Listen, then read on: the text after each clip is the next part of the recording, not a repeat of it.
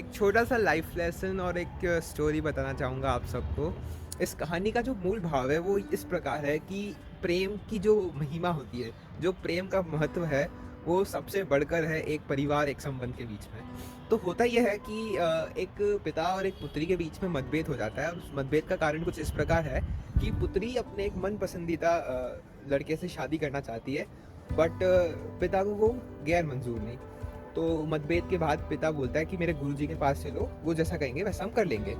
गुरुजी के पास जाते हैं, पिता वो उनको अपनी पूरी कहानी बताती है कि ये मेरी बेटी है, ये किसी दूसरी जात के व्यक्ति से शादी करना चाहती है, ना हमारे संस्कार मिलते हैं, हम आस्तिक, वो नास्तिक, हम जो है पैसे वाले, इकोनॉमिकली बैलेंस्ड, और वो बहुत ही कमज़ोर आर्थिक स्थिति के, हम मांसाहारी नहीं है, वो मांसाहारी है। तो इस प्रकार के बहुत सारे भेदभाव है, वो हमारे संस्कृति को कुछ नहीं जानते और हम भी उनकी नहीं जानते। और ये मेरी जो बेटी है जो मुझसे दगा कर रही है, इसको मैंने बचपन से अपना मान के रखा। ये जो माँगती मैं उसका 2 गुना देता, ये 10 रुपए माँगती मैं इसको 10,000 देता। कोई पाबंदी, कोई लगाम नहीं थी, बट फिर भी ये मेरे साथ ऐसा कर रही है। तो महाराज जी आप प्लीज़ इन्हें समझाइए।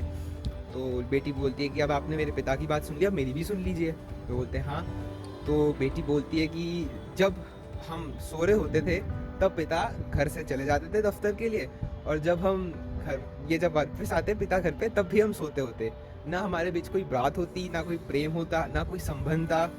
पिता कह सकते हैं बिल्कुल हमारे साथ कुछ टाइम स्पेंड नहीं करते थे, और जब मुझे प्रेम की सख्त आवश्यकता थी तब मुझे कोई चाहिए था मेरी बात सुनने के लिए, मेरी परेशानी ज़िंदगी की सुनने के लिए, तब ये मेरे साथ खड़े नहीं थे।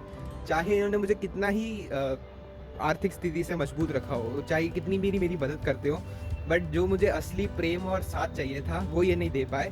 वो मुझे उस लड़के ने दिया था मेरी मुसीबत के समय।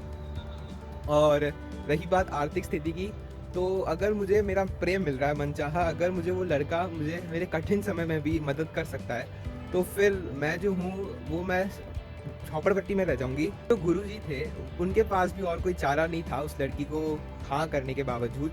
चाहे वो लड़की गलत कर रही थी, बट फिर भी क्योंकि जो प्रेम था, जो उसने अपना बताया कारण, वो इतना सहज और सही था कि चाह कर भी मना नहीं कर पाए। और इसी से हमें ये सीख मिलती है कि चाहे आप कोई भी काम कर रहे हो, अपने प्रेम को है ना किसी के भी प्रति कम नहीं होने देना। उनसे इतना ही समय दें, इतना ही लगाव करें जितना अपने व्यापार, अपने काम को देते हैं। क्योंकि आज के ज़माने में लोग पैसे के पीछे इतना भाग रहे, इतना दौड़ रहे हैं कि उन्हें अपने परिवार वालों का ही समय देने को टाइम नहीं मिलता, जो कि बहुत ही गलत बात है। आज पैसों के पीछे ही सारे दंगे हो रहे हैं, चाहे वो भाई-भाई लड़ रहे हो या बहुत बड़े-बड़े देश लड़ रहे हो। कहीं भी देख लो, हर चीज़, हर जगह धन की माया है। और इस संसार में आपके पास चाहे कितना ही धन हो, अगर रिश्ते नहीं हैं, अगर संबंध नहीं है, तो फिर उसका कोई महत्व नहीं। अगर आपकी बेटी ही आपका कहना नहीं मान रही क्योंकि आप उसे प्रत्युत प्रेम नहीं दे पाए, तो आपके इतने सारे धन, इतने सारे व्यापार का कोई अस्तित्व नहीं बचता। तो इसलिए ही छोटी-मोटी चीज़ों को छोड़कर अपनों के साथ समय बिताइए और धन के पीछे भागना बंद करिए। और यही था आज का छोटा-सा लेसन जो मैं देना चाहूँगा। धन्यवाद।